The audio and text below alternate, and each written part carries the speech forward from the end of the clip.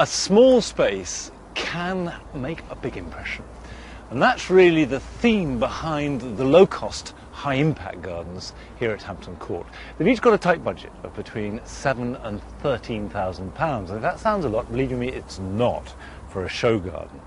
And a few weeks ago we caught up with Mike Harvey, who in preparing his small garden believes that the first thing you've got to do is get rid of your lawn.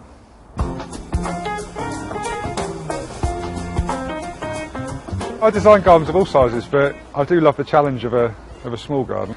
I think it means I can really design every little sort of area of the garden, making every view a nice view.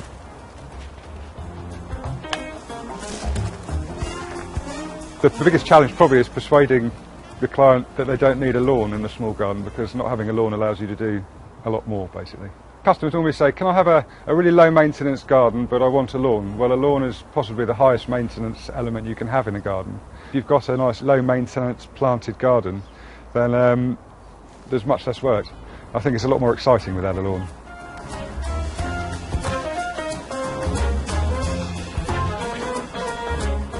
Seating areas, really, if you've got room to get them away from the house, it means firstly you're actually using your garden, and secondly it gets you away from what I think of sort of everyday life. So you're surrounded by plants, taller plants, plants at eye level, means you can actually enjoy them, and the scent as well, it takes you somewhere different.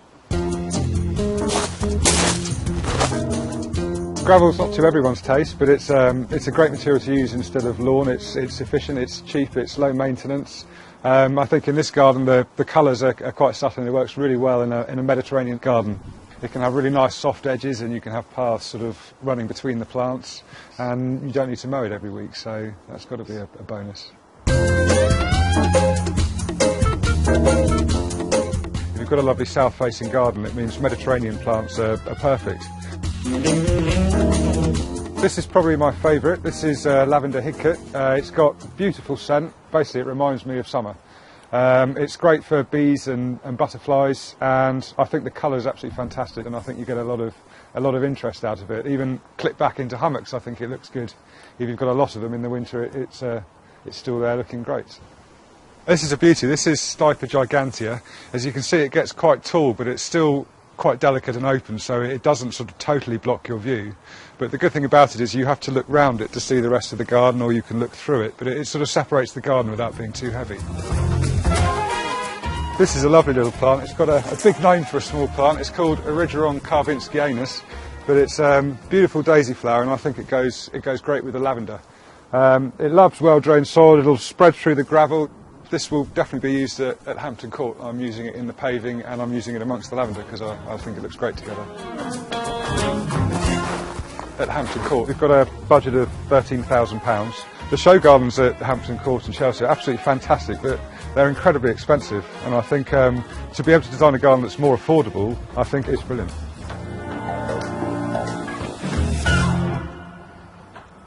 Well, Mike, now I've heard everything. A man who's prepared to give up his lawn. Absolutely, yes.